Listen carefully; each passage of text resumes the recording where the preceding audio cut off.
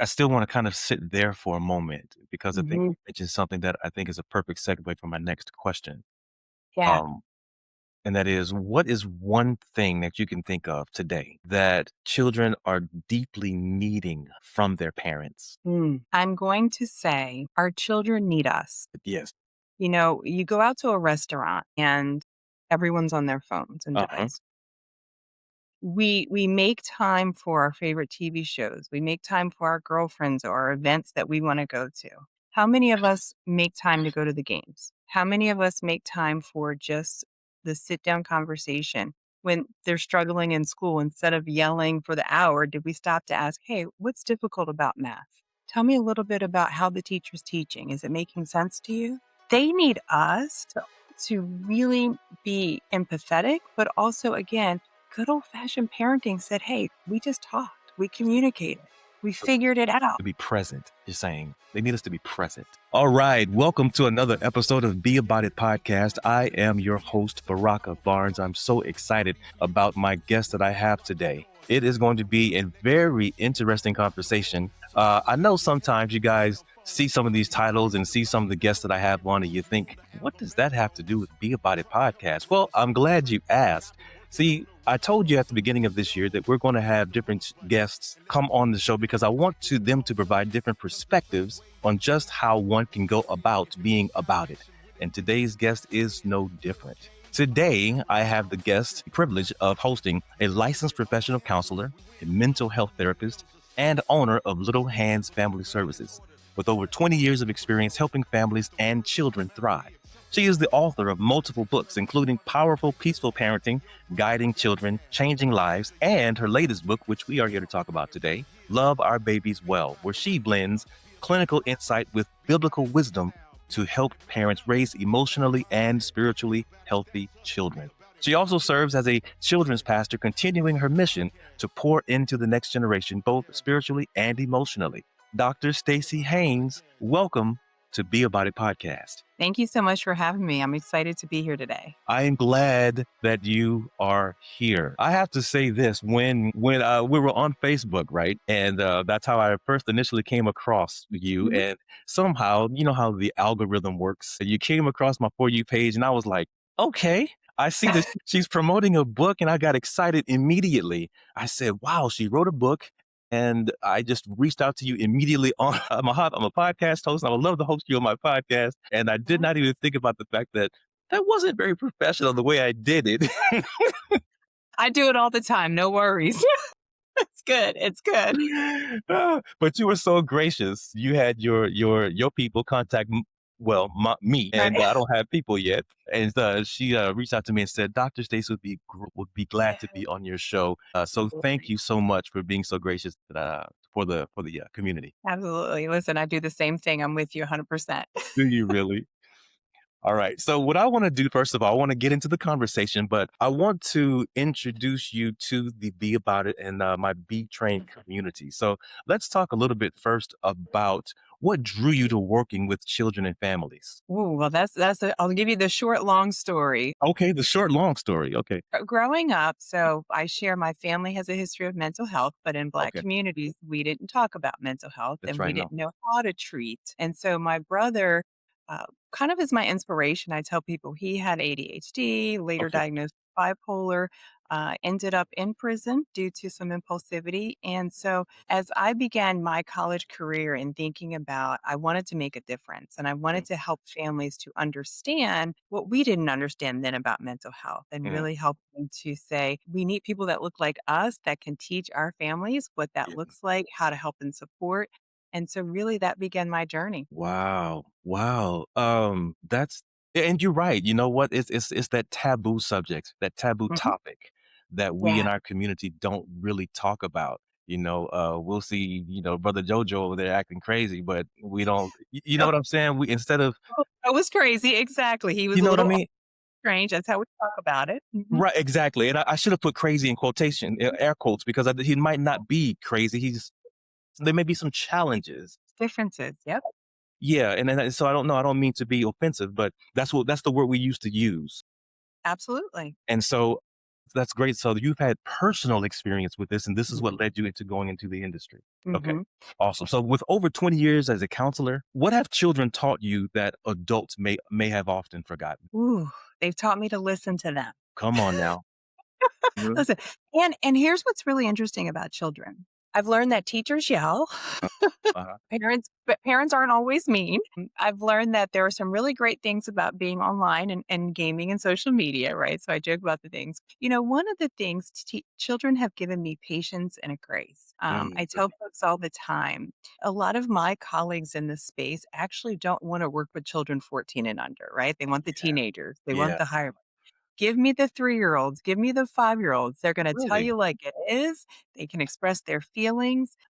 But working with children have also given me appreciation for the challenges that parents go through when their children have differences. Hmm. Be what they deal with churches, what they deal with in schools, what they deal with their own family members when their children have differences. Excuse me. Pardon the interruption. Really hope that you're enjoying this episode, and I'm sure you are. But I have a quick question. Did you know I have a podcast? Oh, that's right. You're watching it right now. So I just wanted to quickly interrupt you and ask that you would please like the video, share it, and if you're watching it on YouTube, please subscribe. I appreciate you. Now back to the episode. So, do you counsel children also beyond the what is it? The well, let's say adolescents, children. Yes. So I typically tell people I don't specialize in adult children. I work with children as young as 3. Okay. Actually, my youngest has been 2, but even through high Wow. school, college, and I do see adult clients for like parenting concerns and parent coaching. I help parents with their parenting and also with some adults with autism, ADHD, the executive Oh. functioning, stress, anxiety. Okay. Yeah. Okay. Oh, wow, that's amazing. Yeah, that's definitely something that you know what? I'm glad that you do that. And you mentioned at the very top that we don't have a lot of folk that look like us in the industry. And so if I had a hat, I would tip it to you because I think it's necessary that we have not, and you're a female on top of that, a woman. And I just think that we don't have much representation in that industry in either, both being Mhm. African American, Black American, or being female. So Yeah. thank you for all that you do. How has your role as both counselor and children's pastor shaped how you view parenting today? That's a really great question. Man. So again, the hat of a children's pastor, I've watched.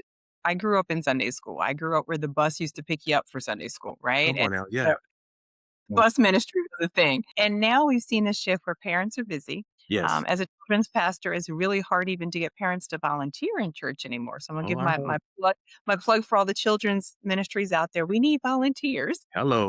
What has really been a great benefit for me is to also help parents who haven't been able to find a church home for their children who have differences. So when I say differences, the child that has a hard time in school, guess what? It's Sunday school. They're going to have a hard time in Sunday school as well.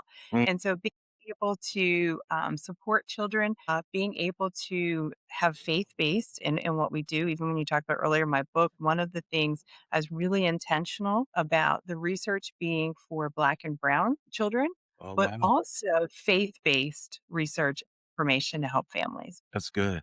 And Mm. speaking of being specifically for Black and Brown, have you seen that there is a difference between Black and Brown and our counterparts in your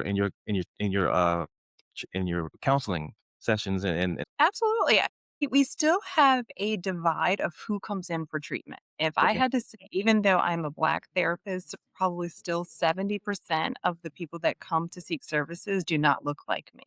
And so Wow. we still have a stigma, Still today. post-COVID, we saw a lot of people coming in from mental health services saying we want to help treat our children, we want to treat ourselves during COVID. Anxiety was high, but we still have this disproportional numbers. We will discipline, punish, beat, spank, discipline, send them to the pastor before we even bring them to a therapist, even to a coach. And don't get me wrong, I think sports are great. I highly, highly recommend sports. Mhm. But a lot of times we'll also do that thinking that will straighten out our kid, Mhm. if they get a coach, if they get a tough educator, versus recognizing that many of the things that would help our children to be successful is just good counseling, and it doesn't have to be long term. That's great, great advice. And I think even since you mentioned a moment ago, since COVID, now counseling has become more accessible and thus a little less expensive because Mhm. you don't have to Yes. literally sit in front of Mhm. someone physically. Mhm. So, do you also offer online support and help?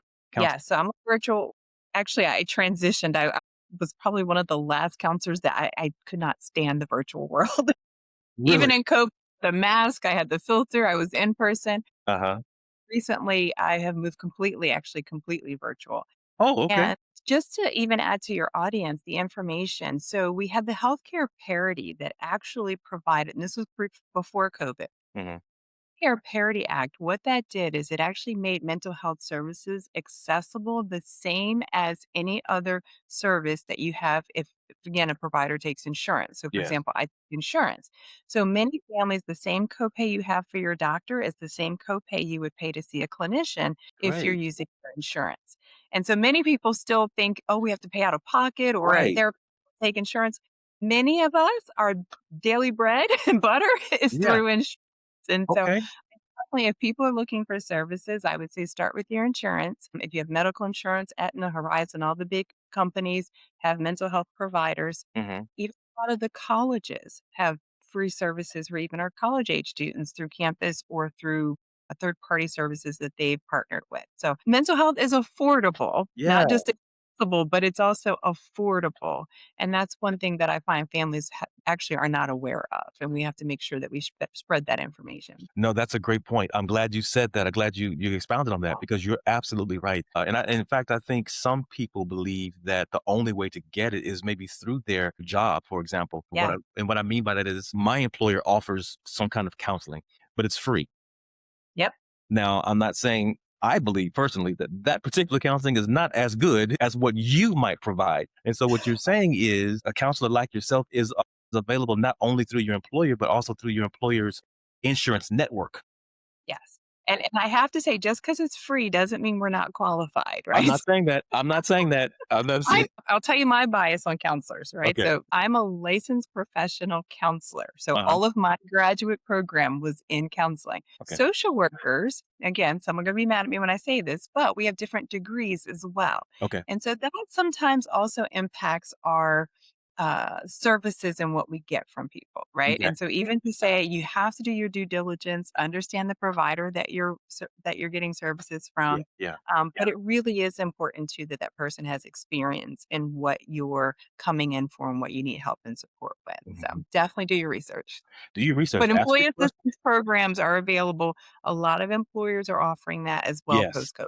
Yes, that's exactly what I was referring to, employee assistance programs, yes. So we talked about you talked about how your book, your brother, was an inspiration for your book. I didn't ask you, though, what was the inspiration for the title of the book? I love the title, "Love Our Babies Well." I think, again, when I first saw that across Facebook, when I first saw that, I thought, "I love the title of this book." So Yeah. what was the inspiration for the title of the book? So the love part is our faith, right? Uh-huh. Our babies obviously are our children, and the Yes. well is about wellness. So one thing that I do in this book is I take every stage of development and I pair it with a dimension of wellness. So for Mhm, example, let's say the elementary years, mhm, I talk about cognitive wellness and all the things that parents and educators what we need to do to help our children from a cognitive perspective, because that's usually when we start school, those early years. mhm, Middle school, for example, I talk about middle school and social wellness. This is when kids start to separate from the one classroom and then start having the peer issues. And so I really wanted this to be a reference guide for parents for each stage of development, but then also with wellness strategies, mhm. because sometimes we're just in survival mode as A lot of parents. times, yeah. And we need to not just love them well, but we need to love ourselves well. And that's Absolutely. our wellness and self care. So, even the second half of the book is a wellness self care journal for parents. And so that's that you can take care of your own wellness as Mhm. you're taking care of your baby. Yeah. You know, I was gonna say, not only do I love the book, I have read through the book. I love it. I love y'all. Look, I got it right here. It's what I love about this book, and I didn't realize it when I first bought it. And I went back, I had to look at some of your other interviews and stuff and other promotions of your book. I didn't notice most of them. Most of them don't say workbook beneath it. So Yeah. all of them workbooks or what? Is this different? Did I get something different? That's a whole Amazon thing. I don't even know how the workbook got on there, so I had to change it out, but then I couldn't change the image. So it says workbook. It Okay. is technically the book. Okay. Okay. Well, that's what I love about this book, that it is literally a workbook. As I looked through it, I was like, "Oh, man," I got to the back of it and I Mhm. said, "Wow, this is great." That So you can go through it. I love the way Mhm. you laid it out. I love the Yeah. fact that you have all these tools available at the Mhm. back of the book. What inspired you to lay it out that way? So parents are busy. We don't have time. And that's a big piece of one of the challenges I find as a therapist that works with children, right? So Right. I always tease parents are trying to get into my schedule, but really it's their schedules that are busy. And Yeah. so parents need nuggets. They need information. If I'm dealing with my high school student and what are some of those things? How do I get them off their phones? How do I get my high school student to be exercising and drinking water? And how do I get Mhm. them to sleep? So Mm. I want it to be very digestible and Mhm. something quick that parents can look through for whatever wherever they are in parenting. And so it's not just babies, because some people say the title, we thought it was just infants. Right. I go all the way from infancy all the You way do. to young College. adults and families. Yep. And then also neurodivergent parenting, which Yes. that umbrella that I also specialize in therapy, but I wanted it to be something that a parent could look at where they Mhm. are and then also build. So you might have to go back. Let's say you have a teenager. Right. Maybe there was something in those other stages of development, some Mhm. tips, some strategies, some things that you could utilize in your current stage as well. You're absolutely right, and the way it's laid out is so perfect. My children are Mhm. I have a 23-year-old, a 21-year-old, and a 16-year-old. Ooh, So, wonderful age. I'm at that point where I was like, "You know what? Maybe this book doesn't really apply to me," but as I started reading through it, I was like, "Wait a minute, it does. She's got the college age too." And it's interesting because even with college age, I talk about this idea of environmental wellness and how Yeah. much the environment that they choose, even when it comes to picking a college. Yes. Our kids, we want them, of course, as parents, we're thinking about the cost, the finance, Yeah. and Yes. and maybe they don't go to college, but Right. even their surroundings and how much is important to them. That conversation comes up so much. Kids are saying, I want a small college, I want a big college, I want where I can get involved. I want to be able to be in a room by myself. Yeah. They've always been, right? These are those things Mhm. that we start to even have, roommate issues with in college that That's first right. semester because many of our kids are learning how to share. Yeah, I've seen that, boy. And you also address that in your book too, how there are those times when the children, or I guess I guess it was early on when your children were younger, they had experiences. I forgot exactly how you put it, but there was an example in there where you had put children having difficulty learning how to share, and Yes. that being that's a real thing, you know. It is. And we sometimes and again, I don't blame parents. I always say to parents, we're doing what we think works because oftentimes we're not looking at a book. Right. Right. And we're parenting from what we grew up with and how our parents parented us. Hmm. But for example, parents will say, "Oh, they can't share. Let me just buy them too." There you Right? go. That's what you did. Yes. Hmm. And we didn't learn to share. Right. Well, all you did was solve the fact that they're not arguing, sure. Hmm. Then we get to college, and now they are having to share the bathroom, they're having to share the room, they're having to be mindful that this other person is in my space, Yeah. and we didn't learn to do that. And then you have the opposite where people shared, and again, my mother, for example, had 9 siblings and shared everything. Everything. Right. So even those that learn to share, right, we still have to come back and say, how do we teach these crucial skills when our kids are younger? Hmm. It's also too saying there's also developmental times where Yeah. we really should be teaching different skills, not waiting till they're 15 to teach them chores, for example, Right. when they argue with us. Exactly. Or they go in their bedroom, close the door, and get on their cell phone. Look, and you said that from experience, Dad. Listen. Whoa! You know, I didn't mean for that to show. I tell people all the time, I'm the therapist. My children are children, right? So I have moments where I share, my son one time, my daughter and I, he had just gotten his cell phone and we were Yeah. teasing and I pretend like I was her. I was on her phone texting him and I was getting him upset with what I was texting. He comes running around the corner with his middle finger up in the air. No, he And then didn't. he froze when he saw it was me. Wow. And I couldn't punish him because as You the set him Bible up. says, don't provoke your children to anger. I provoked him. You provoked him. Wow. But it was again, I always say our children are gonna be our children, but how Yes, we handle those moments is also key and important. absolutely. I want to get back to talking about the title of your book. Mhm. Yeah. Let's go into what it actually looks like. When you say love our babies well, what does Yeah. that actually look like in everyday parenting? So everyday parenting, well, let me also back this up. I tease people because we get upset when people talk about like gentle parenting or we talk about, soft parenting. And I Yeah. say, it's not about gentle or soft parenting. And we have to get rid of this idea that certain kids need a certain type of discipline or a certain type of parenting. Okay.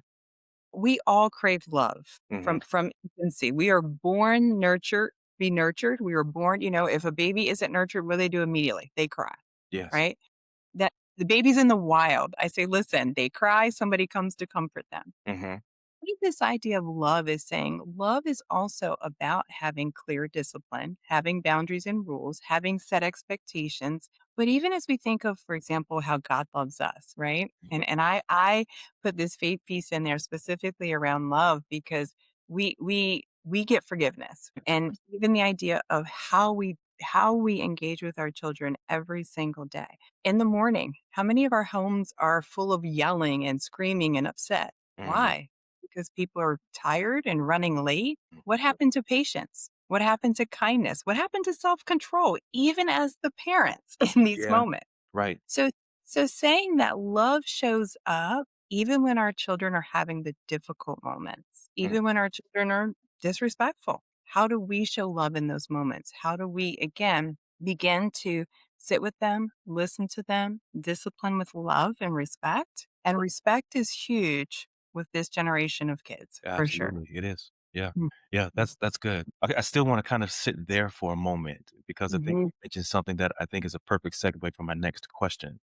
Yeah. Um, and that is, what is one thing that you can think of today that children are deeply needing from their parents? I'm going to say our children need us. Yes. You go out to a restaurant and everyone's on their phones and Uh-huh. devices.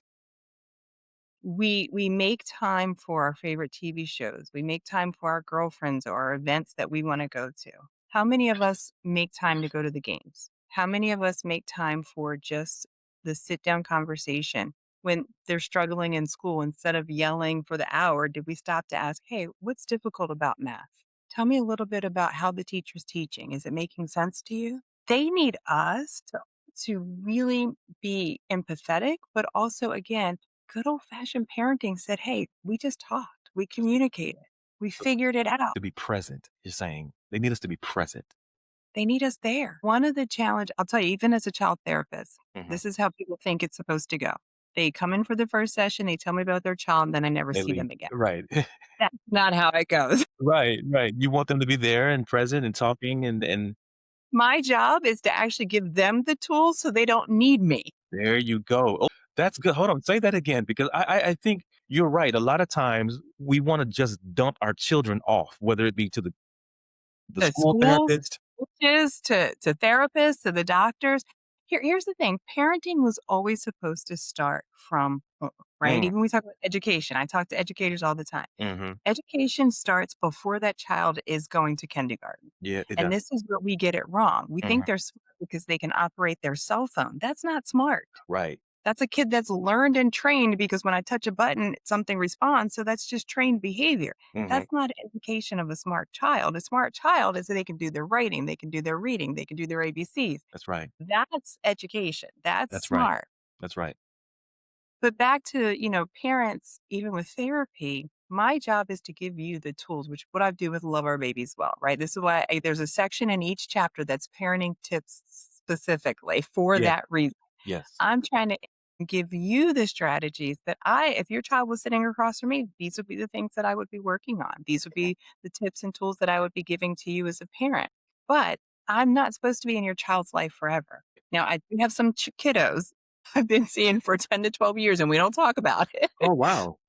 That's because of the diagnosis. Some mental health Okay. diagnoses, you're going to be in treatment for a longer Okay. time. And Okay. especially if you're dealing with things like, for example, ADHD, that's developmental, autism, Mhm. developmental, Mhm. depression, anxiety. When we have some of these difficult, I would say difficult, but mental health conditions that, because when, like, for example, when it's a new school year, Yeah. Anxiety hits, the transitions, all the things, new Mhm. teachers, new educators. And so, as much as you equip and give tools, there's also new situations that happen. But really, our kids need parents just to be present. Yeah. Man, yeah, I think that it goes a long way for the children, for the child to have that parent present, to see that parent who is actually providing them with time, boundaries. I think a lot of us, and this is not to throw shade on anyone, but I think a lot of us probably don't set enough boundaries, and I think that's probably part of the reason too. We have some of the challenges, whether it be emotional or developmental, that we have because we didn't take the time to in those early years make sure that they have some type of developmental processes. And so, yeah, that's just my little 2 cents. I'm not a therapist, but You're a parent, and listen, you're on the other end of parenting, right? You're close to the empty nest side of parenting, and yeah, listen, it's tried and true, yeah, the yeah. experience, and that's the piece that I sit with people because my 2 children are college age, Mm, at this point, and so that also is that difference too, and I sit yeah. and say, you know, when my son give you a good example, my son and my daughter, when it came time to learn to read. My Mhm. daughter, she was first, hand her books, she loved to read, no problem. My son would run, cry, not wanna be a part of it, don't wanna touch it. Yeah, And I had to say, I'm not gonna, "Oh, boys just be boys." No. I said, "You right. know what? He's gotta learn to read because the reading is fundamental, and this is where our kids are losing it by 3rd grade if they're Mhm, not strong readers, mm, even when it comes to math, because mhm. math then becomes word problems." So I said, "You know what, bud? This is what we're gonna do. Tell me the parts that you don't like about the books." They were boring, he didn't like them. From the mouths of babes, we went to the public library. There you I go. went to the children's librarian, and I said, "My son says these books are boring. How do I get him to read?" Okay. And she said, "You find the cars, you find the science, you find the nature, and you find the books that are on tape." And then it Really? became sensory experience for him. Think about how many adults listen to books on tapes today. Oh, yeah. I love my Audible Well, listen, it's a $1 billion industry, for books a on reason, tape, right? and yet we don't do that with our children. Yeah, Yeah. yeah. So something as simple as that, Mhm, again, it was me saying, "I need to know how to help them." I didn't have the answers, so I went to somebody that did. mhm. But even that to say, we have to learn, even when we're struggling, that there's information out there Mhm. and how to access that information. That's good. Something else I remember from your book, talking about your children, and I think this is something that probably we don't do, not just Black parents, I'm talking about parents in general, don't do much and don't do well, is you said you had books everywhere. You said, Right. I thought that was funny too. You said you took books to the soccer matches and in between matches, y'all would be reading. And so I want Yes. you to talk a Yes. little bit about that. What made you decide that this is something I'm going to start doing with my children, and how well did it aid in developing the love for reading for your children?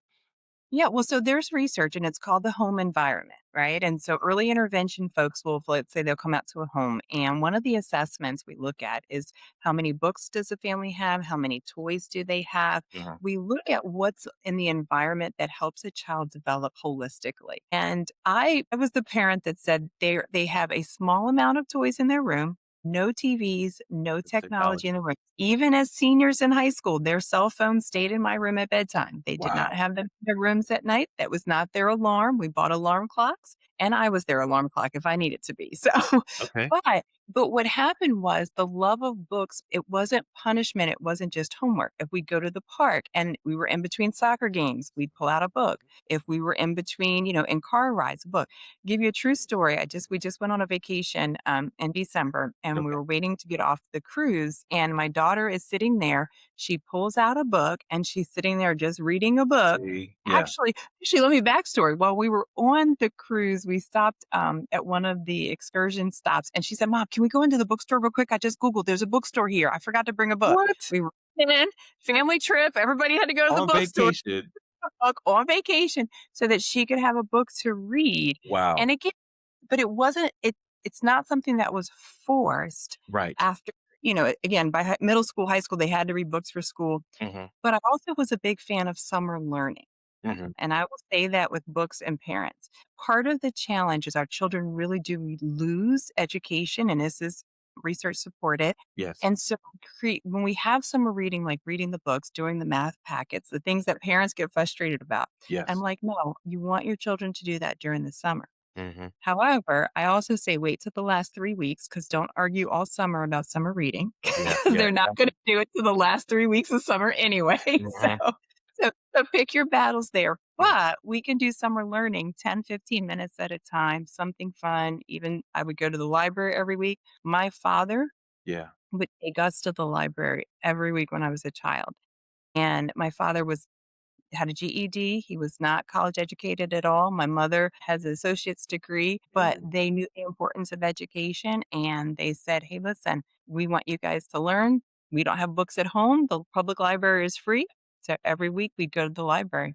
Wow, that is fantastic. And I think that Mhm. is just a way to kind of give people, parents, an example of what they can do with their children, especially if they're at that younger age. Yeah, take Yes. those books out with you. Take them to. I remember you said even when you were in car rides, if you didn't have any Mhm. books, you would use the time to read signs. Yeah, Listen, yeah. So mom that j my mom, we would do it on trips to great grandma's house, yeah, right, when I was a kid, and she'd be like, "All right, let's look for different signs or who yeah. can, point out words on the signs." Hmm. My mom would do that because, again, we didn't have phones. She had Right. to entertain 3 children in the car, so Hmm. that's Hmm. what we did. Yeah. So the whole point is just be intentional in how you do it. Find a way to be Make it fun. intentional and make it Make fun. make it fun, Yes, right? yes, Because our yes. kids are the entertainment factor, that's what you're up against. And that's where parents, even when we think about these programs like ABC Mouse and all the kind of stuff, Uh-huh. I honestly tell parents, do not introduce your children to technology and those kind of game systems until they've been introduced to books and writing. Because we have to understand that, again, the way that the brain works and neuroscience works, once we get into technology, it's harder for our brain to Yeah. even process and sit with the book. And Hmm. so, like my son, he didn't have a video game system until he was in middle school. Yeah. Now, they had learning devices and different things, but they were the book based ones where you had Okay. to take the little pen and mark it and, Okay. Okay. interactive, but Mhm. not where it did it for them. Yeah, I think that's slowly Yeah. changing too. I think that's becoming a little more difficult. Everything now is becoming technology based, and they're Every, doing reading and learning and everything on the computer. Schools even hand yeah. out laptops nowadays. So Chromebook, yeah, the Chromebooks, and that's where for parents, it's harder to even keep up with the academics yeah, because everything's in the Chromebook. right, Before you could see the math book, you could have it. Now it's like even for a parent, if you're not able to get in that program and that system and figure right, out where the math homework is, right. the kids, "I don't have homework," and they're like, "Well, I don't know how to do it." Yeah. Exactly. Girl, trust me, I remember those days. My daughter, my youngest one, oh my gosh. Lord, having to come home and the now Yes. former wife would just walk out and like, "Look, I'm done. I don't know how to do this," and would Yeah. hand it over to me, and then I'm going, "Do what? Where is it? It's on the computer." Oh, That's what man. I tell people all the time. I am smart in one area, but Yes. math, 3rd grade, I checked I out. Yep. remember you said that. Lord Mhm. have mercy. I would go, oh my gosh. And that's why I love the questions that you have at the end of each chapter. You Yeah. ask something like, "What are some of the challenges you may have faced with your children?" And I actually answered some of these questions, being honest with Mhm. myself. But of course, my children are now beyond this age. But Yeah. I do remember having those challenges, having to Mhm. be calm, having to say a prayer. Lord have mercy. Yes. Help me with this. Help me be Yeah. patient because I've been, Mhm. I just got off work and I don't feel like doing this right now. But you have Yeah. to, I hate using this word so often, but it is true. We have to be intentional about what we do in everything that we do. And Yes. raising our children, setting those Mhm. boundaries, teaching them these different perspectives of life is not exempt from that. So, you are on Be About It podcast. My base is primarily men. And my Mhm. goal, of course, is to reach men primarily in their relationships. But I want to talk here about fathers. Yes. What role do you think the father plays in his child's emotional development? Huge role. And when we look at the ability, so boys typically, when we look at behavior and emotions, what do we say to them? Don't cry. That's right. Right? Anger is something that, oh, he's just angry. That we're allowed to show anger as a boy. But recognizing if our fathers could also show more emotions, Hmm. have emotional intelligence towards their sons, Yeah. right? So not only are we modeling it, but we're also giving them that grace. We're helping them in those difficult moments, learning that our boys' relationship is key. Give you an example. If a boy is failing a class, usually the first thing I ask is, tell me what's going on with the class. They will say, the teacher doesn't like me or I don't like the teacher. Heard that. Emotion relationship matters, right? Mhm. That relationship piece. And so fathers are key because again, they're looking to you as, hey, I'm not supposed to be like mom, right? Right, right. You're my role model. So we need men, and I'm going to say this, we need men who are reading books if we want our boys to read. I'm going to go Yes. back to that for a Yeah, second, gotta right? model it. That's yeah, like, we need to be reading books, men.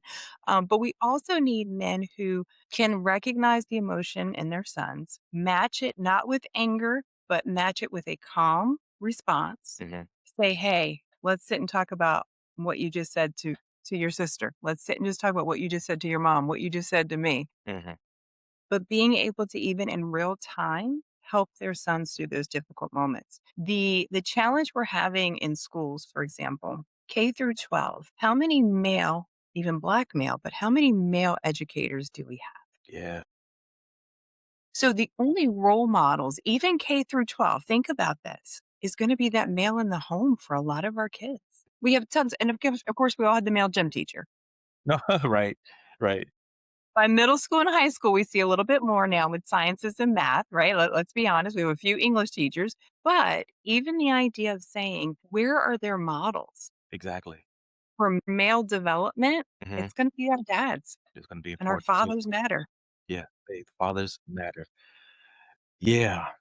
I had a good time with raising our children. I have 3 daughters, and, the oldest one, like I told you, is 23. She graduated from the university last summer. My middle one is at the University of Houston. She graduates next year, and the baby girl, she is trying to figure out what she wants to do now. So she has 2 great sisters, older sisters that I believe are really going to try and teach her or encourage her to go the college route, but we understand, as you said earlier, that Mhm. not all children will go to college, but I'm at least trying to encourage her to find a trade. If you don't wanna go to college and get a Yes. 4-year degree, can we find something that you're interested in that we could at least Mhm. do as a trade? Yeah. So, but yeah, I've been blessed in that area to have had great children and be in their lives and still am. But you touched a little bit earlier, a few minutes ago, about so you've identified how important it is for the father Mhm. to be in the child's life. What would you say to that dad who loves his children or his child, but struggles on how to show it? Ooh, yes. And that's again simple, Mm, simple. yeah, keep it simple. Ask your children what Ooh, they need. okay. Ask your children what they need from you. Mhm. So many times in counseling, parents are floored by what their children actually say they need. Mm, We get it wrong, right? And here's the thing. It doesn't have to be the dad that's thinking, well, first of all, dads have a lot of pressure on themselves anyway, right? Let's start there, right? We've got a lot going on. I say just as much as moms want to try to get it right, men also struggle when their kids are struggling, right? yeah, They're trying to figure it out and they're like, why are my kids struggling? How come I can't do this? And yeah, there's pressure there as well. And we have that's a to real recognize thing. that. That's a real thing. Yes. Mhm. So, saying to a father, if you're struggling with how to love, ask your child, what does love look like to them? And how can I show that to you?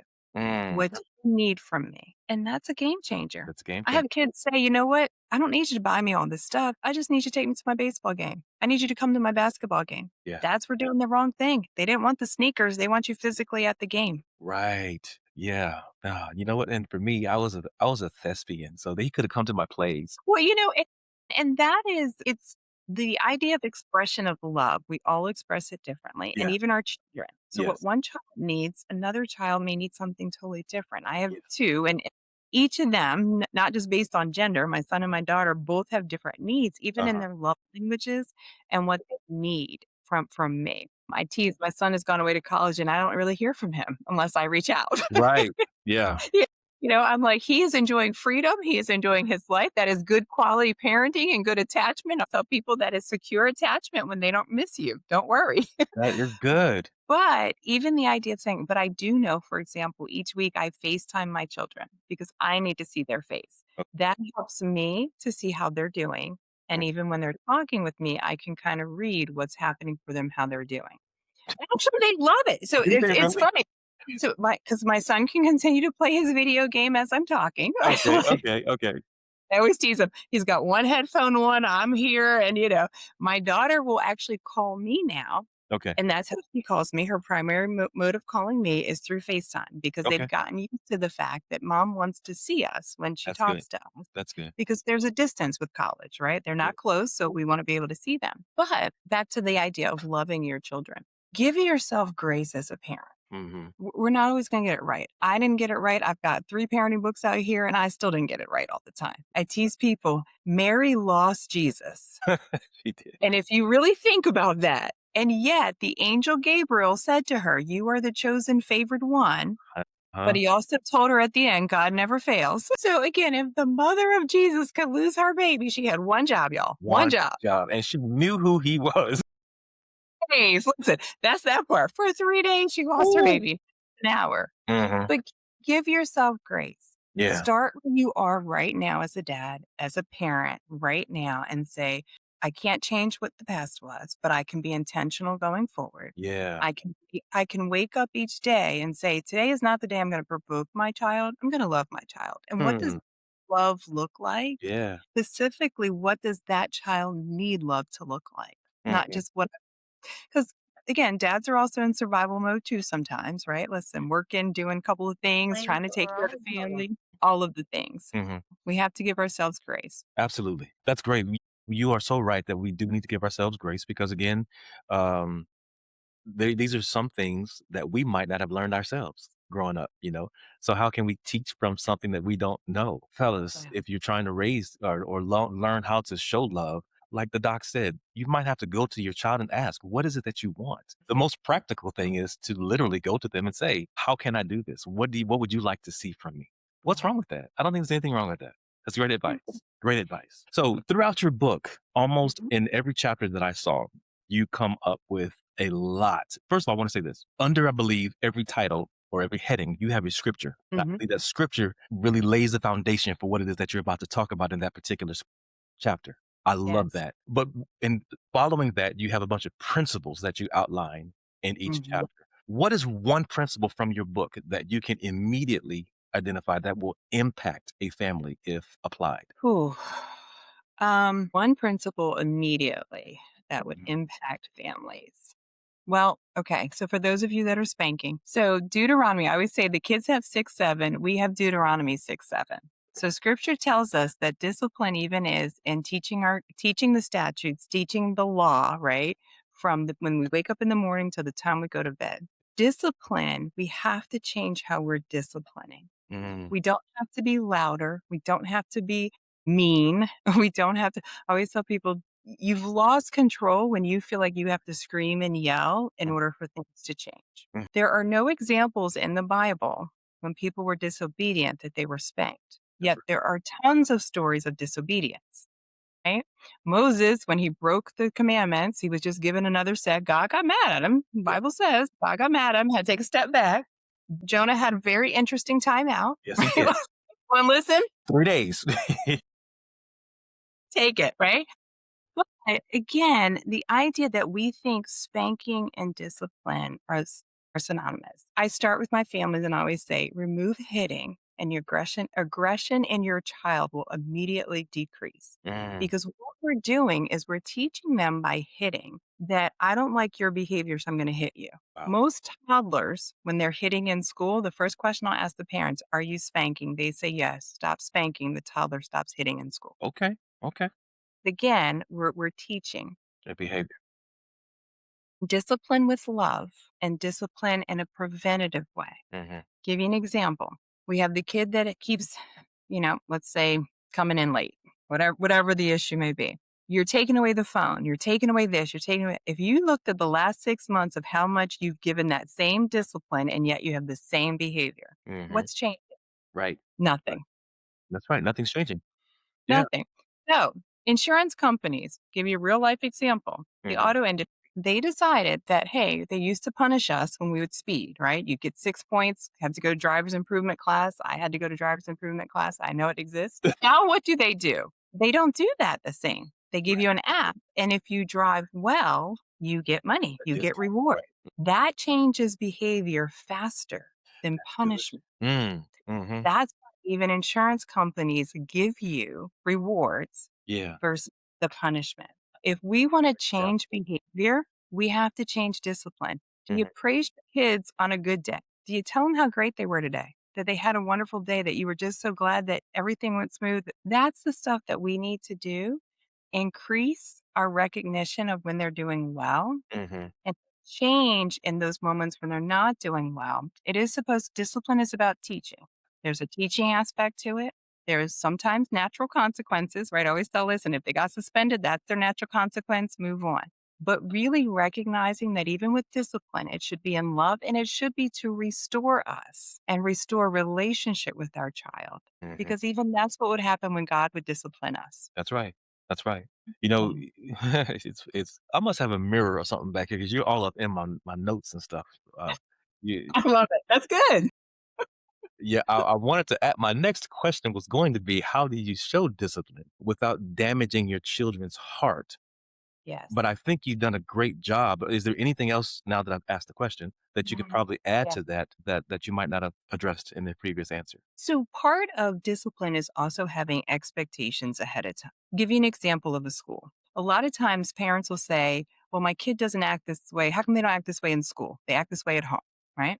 And I'll say, well, the school has rules, expectations. Even the classroom teachers oftentimes have things listed on the board, Yeah, expectations. yeah, or classroom rules.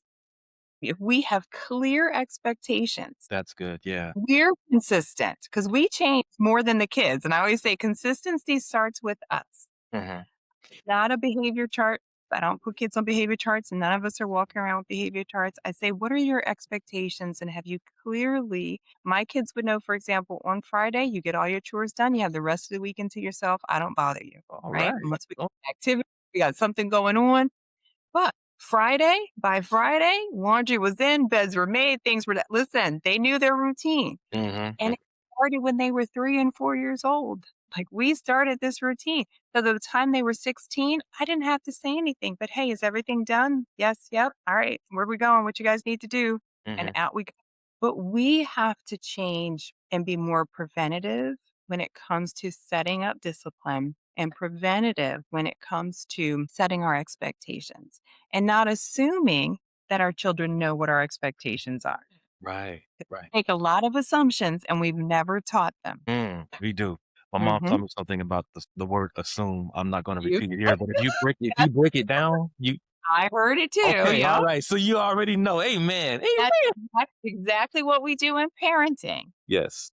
For example, I was a treatment foster care therapist, and I would Okay. work with foster care parents, and I remember clearly one day I had a foster mom, and she was, like, upset because the kid wouldn't make his bed and blah, blah, blah, and I looked at her, I said, "Did you ever ask him if he had a bed before?" Wow. And that's Out. exactly her response, silence. The things that we assume, you have to remember we said earlier in the conversation, it's our job to teach first. Yeah. Emotion regulation, it has to be taught at home first. Mm, You can't wait to the SEL program by kindergarten. We should mhm. be teaching emotions when they're 2 years old Yeah. and 3, really in infancy, really a lot we can do even in infancy. Mhm. But the idea that we have to also acknowledge that our job as parents is to also be teachers. And that's why the 8 dimensions, and I really break that out for parents because there are dimensions of wellness that if we're teaching along the way. So now I don't have to talk to my college kids about sleep because we tackled that when they were younger. Yeah. And I taught them about physical wellness and sleep and drinking water. And they were tired of their mom talking about organic foods and stay away from this. And they got excited because we only had candy in the house when it was the holidays, right? So Yeah. even now they look forward to the candy dishes at the Right. holiday season. Right. But again, it wasn't just a fad, it was just this was how we It was were a way raised, of this was our doing it. quality of life. Yes. Intentionality. I'm going to say it again. Yes. Yes, man, that's good. I like this next question that I want to ask, and it really points to some of the development that I've already seen in how you have described your children. And that is this: Mhm. what is a daily habit or discipline that we can begin to enact that builds trust and emotional security in our children? Mm, prayer. That's a very good answer. Prayer. I as a children's pastor, Mm. I can definitely say we are in a prayer deficit when it comes to establishing prayer, even if it's nighttime prayers, right? Yeah. I always tease the folks that are still doing their nighttime prayers by the side of their bed. I Yeah, love it, I used but to what do the that. yeah, listen, that's and why, right? Because somebody did it with us. Exactly. Yeah. And they taught us that. Very good. And the idea, meditation and prayer, or meditation has always been in scripture, right? To meditate on the good, to focus on the positive, and a lot of things that we do, and we call it mental health. I tell people it's also in scripture. Wow. To focus on the good, to challenge our thoughts, right? To capture every thought. That's just CBT. That's a Yeah. really good. CBT. Yeah. But prayer, when we think about the fruit of the spirit, I just did a series with our kids and children's church on the fruit of the spirit, and joy, love, peace, kindness, gentleness, all of those things. Those are those character building things that we're teaching in social emotional learning in elementary school. We could be teaching them in Sunday school, and that character development, emotional development piece. Hmm. My children always, in addition to a book, they always had a Bible in their room. Okay. I'm a big fan of having Bibles at different stages of development. But I also, when they became teenagers, gave them the choice of going to church because I also did not want them to feel like they had to go. I Mm, needed them to choose to go. So now mm, both of them in college, when I'm not around, my son's involved in a youth group and worship in awesome. college, and my daughter goes to church at the college that she's in. And so, Fantastic. again, having it be intentional that they also have an opportunity to develop their relationship with God, and it's not something that's forced on them. That was important for me. So, well, that okay. Yes, I love the answer, of course, because I am a Christian and a Christian dad and everything. Yeah, How about for those though that are not? great answer. What was the question? I forget now what it was though. Okay, no problem. It is a daily habit that we can inhabit. Yes. A daily habit. So here's as a therapist, I never ate all 3 meals with my kids. Okay. I always teach people I know people talk about the research around dinner, right? Eating dinner with your kids. But as Yeah. a therapist for children, I was usually in a therapy practice when my children were eating dinner. But I would always have breakfast with my children. Okay. Sharing a meal with your children and talking, not about that they're not eating their food, that they didn't eat what there's on their plate, not that they're in trouble for something, but honestly sitting with them, enjoying a meal and Mhm. enjoying that. The other Good. thing I'm going to say, ask them, how are they doing? Okay. Not how school, not how sports, not how so on. Ask them, how are they doing? We don't check in with emotions with our kids. We check in with homework. We check in with, the argument that you have with so and so or what happened on the sports field. But we need to start really asking the emotional questions and check in. Like you go to the doctor now and they give you that form and they're asking you those questions because Yeah. they're trying Yeah. if you're depressed, we need to do that at the dinner table, at the breakfast table. We need to check in with our kids. That's good. Yeah. Wow. That is fantastic. And that's simple. That's very Mhm. simple. Practical. You can do that anytime, every day. Keeping it simple. Parenting does not have to be hard. We make it hard. We Yes. do. Yes. Exactly. I think so. Well, Doc, we're about to land this plane. I just have a few more questions for you. Sure. Let's see. What would you say there are different reasons, obviously, for a relationship that has been either severed, maybe has been cracked. There's some type of separation between child and parent Mm. for whatever reason. And maybe that parent feels like they've messed up. What would you say to that parent who feels like they have messed up? And what maybe is a step or some steps that they could use to rebuild that relationship? First, acknowledging that you messed up is huge. Okay. Many of us have a hard time with, did we make a mistake? I've made mistakes as parents. All of us make mistakes as parents, but not sitting in that mistake. There's been moments I can say, even in my own life, where I've not been in communication with my own mother. I will never do that to my children, and that's a whole different perspective. But I get it. we do have to recognize, even as parents, they're still the child. Hmm. The onus is on us to restore the relationship by acknowledging and taking responsibility. My children, if they never take responsibility for something, that's okay. They're still my children. Hmm. And that's just my perspective. People could disagree. That's just my perspective. But as a loving parent who knows that there's a rift in the relationship, it's my job to heal that. And it's my job to not only heal that, acknowledge it with my child, but then also, again, ask the question, how do we make sure that this doesn't continue to happen? And really restore it. Sometimes we say sorry and we move on, and it's a surface sorry, Yeah. right? It is so surface. And we say that just because, we need to keep life moving. No, let's take some real deep moments and really be transparent. I've messed up some moments and I've had to sit with my kids and be like, hey, I am really sorry about that. Yeah. Mama promises that she will not do that again, and you have my word that if I do, that you can hold me accountable to it. That's good. That's also why I say, in a different way, it's important that we still stay the parent. Hmm. Hmm. And by that, I mean we go first. People say, "Oh, kids need to apologize or they need to say sorry." We're the adults. We're We're the the parents. adult. We're the adult. Even when they're adults, we're still the Right. adults. Right. And I think that there's one other little thing that I think goes along with that. You're absolutely right. I believe you wholeheartedly. But something else is something that we haven't discussed yet, and that is ego. Oof, we have it. Yeah. And I think that's part of the reason why we don't have that conversation. That's part of the reason why we don't apologize because we think because we're the parent, I was right Yes, no matter what. And that's yes. no, we can't do And that language it's so think about it. In no other relationship in our lives, if your boss said to you, "Well, I'm the boss and that's how it goes," yeah. we'd be like, but for some reason, we feel like in our relationship with our kids, we're allowed to say that and they have to Right. accept that. Right. When you asked me the question earlier with kids, that is one thing I've learned from children. Okay. Respect is completely earned Yes. both ways. Yeah. And I tell parents, if you're cursing out your kids, if you're yelling and screaming, if you're disrespecting them, Mhm. Then what do you expect? listen, they're learning from you. To see And and, so and they're gonna mirror that yeah. 100%. And you say, well, they should know better. Do as I say, don't do it. No, no. It's Right. done. Listen, Right. these kids are gonna model us 100% and then throw it back at you Exactly. because Yeah. Yeah. that's this generation too, right? I always say, I'm like, oh, you get what you sow. That's Listen. it. That's it. There's something to that seed, time, and harvest. Hello. Yes. It's a principle for a reason, and it works no matter And what. we can be respectful without, again, without getting to that point of, I'm the boss, you have to do what I say, or I'm the Right. parent and it goes my way.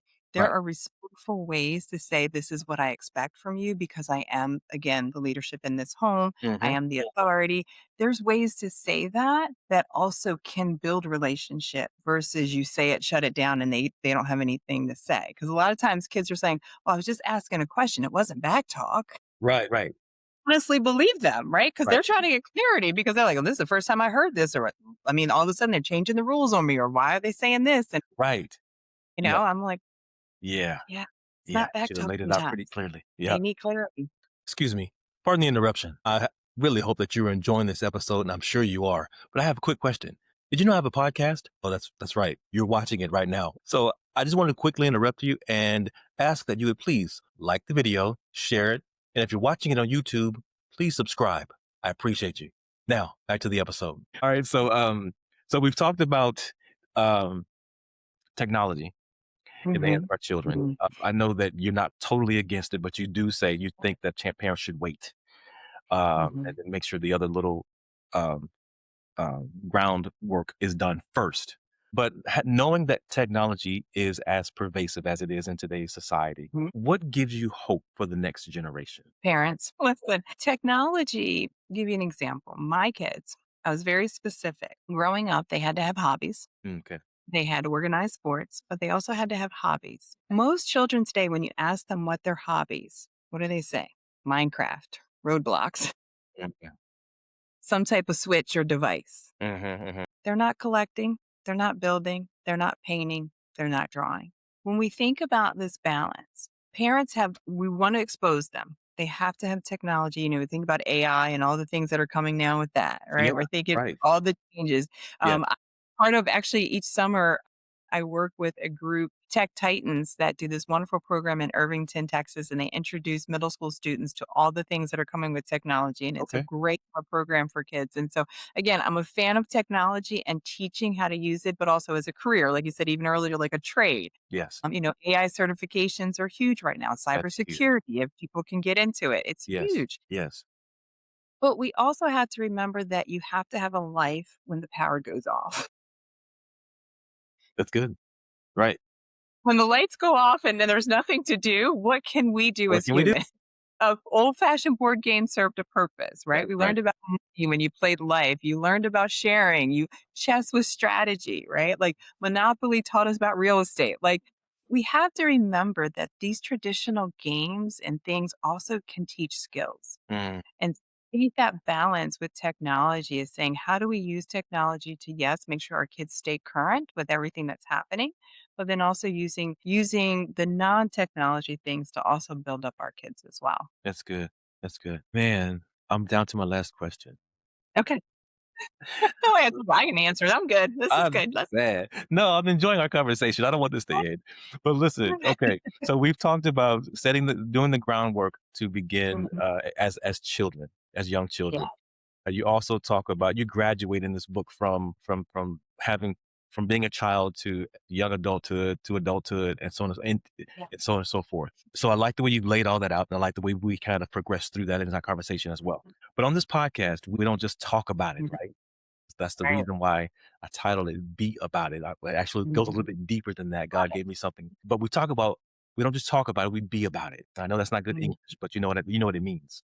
Yes. So, if a parent listening today wants to truly love their children well, considering all that we've discussed today, what is Mhm. one step that they can do beginning or starting today? One thing that they can do starting today, be observant. Notice your child's I think a big part of parents, again, when we think about how often are we talking at our children instead of with our children? Mhm. How much of your conversation is just directions and instructions versus care and love and support? Look at your language. If I could say one thing that we could change immediately would be how we communicate, how we Mhm. express what we talk about.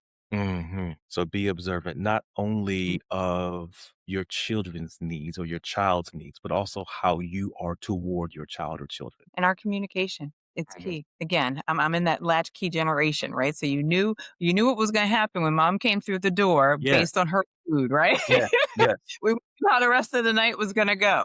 But but it's so much truth to that yeah. in saying how much of our time though are we spent upset, frustrated, not even with our kids, but when we're around our kids. Mhm. Do they get the best of us? Mm. Or do we save that for work or we save that for our friends. And when we're home with our kids, we just upset, grumpy, and mean Yeah. and passing orders around.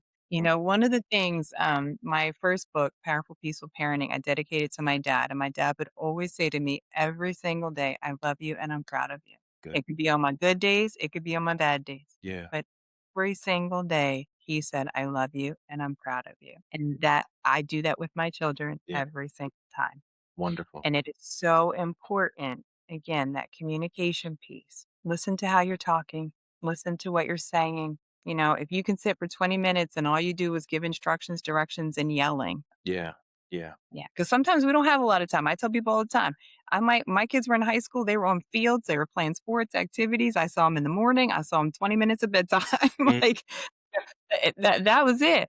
But it was 40 minutes a day. What did I sow into them? What did I give to them? What would they say their relationship with me was like? Yeah. And that's huge. Did you make That's it huge. quality time? Did you make it quality? Not quantity, right? It may not be quantity, but it can definitely be quality. Exactly. Yeah. Exactly. What a great way to wrap it up. Dr. Stacy, Well, thank you so much for joining us today. I really thank you appreciate you. for having me. You Yes. absolutely, and thank you for all the work that you're doing to strengthen families and the next generation. And to everyone who's listening or watching, loving our children well isn't just about something that we say. Again, it's something that we do. If this episode has blessed you, please do me a favor, take a moment, like, share, and subscribe. We would really, really appreciate it. And another thing, drop a comment in the comment section, letting us know exactly what stood out the most for you. And don't forget, you can watch new episodes of Be About It podcast every single Friday at 7 a.m. Central Standard Time, both on YouTube and Spotify. I really appreciate everyone for tuning in to today's episode. Dr. Stacy, before we go, I want to give you an opportunity to let everyone know how they can follow you, support you, get a copy of your books, become a virtual client or whatever. How can they get a hold of you? Absolutely. So all of my books are on Amazon and Stacy Haynes. They can follow the Dr. Stacy Show, my podcast, on Instagram, the Dr. Stacy Show. And if they're looking for, I do speaking engagements, workshops, women's seminars, all the things. They can email me, Dr. Stacy Haynes, LPC at gmail.com or Dr. Stacy Haynes, LPC.com or at gmail, yeah.com. And then .com is my website. So Got you. Well, all thank of you that for having me. information, of course, will be in the comments. Thank you again for being here. I really, really appreciate you. Until the next time, guys, don't just talk about it. Go out there and be about it. God bless.